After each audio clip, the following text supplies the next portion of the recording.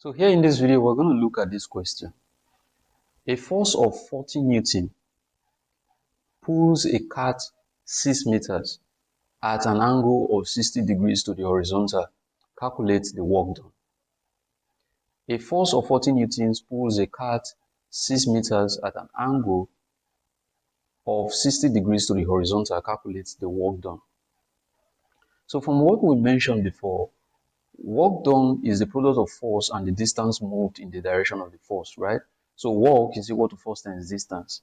Then I said that if the force, this is the force, right?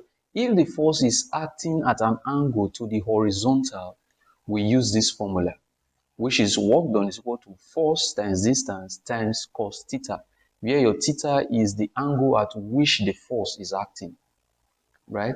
So going back to this question now, a force of 40 Newton pulls a cart 6 meters at an angle of 60 degrees to the horizontal. Calculate the work done.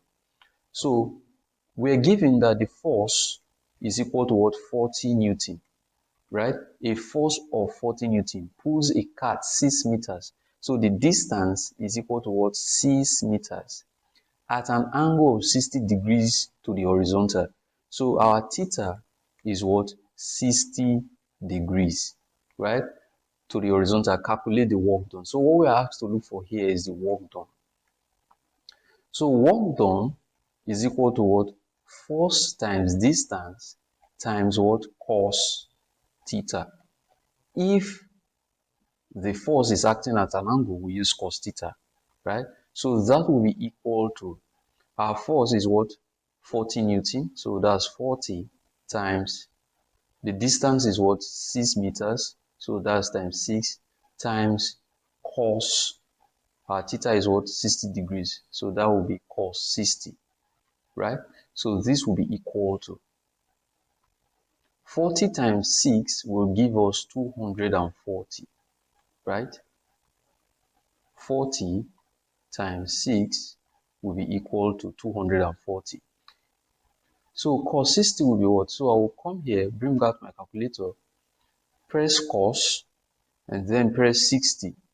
So that will be equal to 1 all over 2.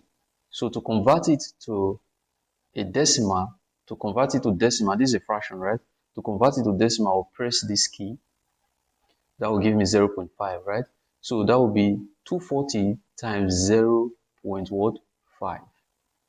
So 240 times 0.5, that will give us 240 times 0.5 is equal to 120. So this is 120, right? And work is measured in joule.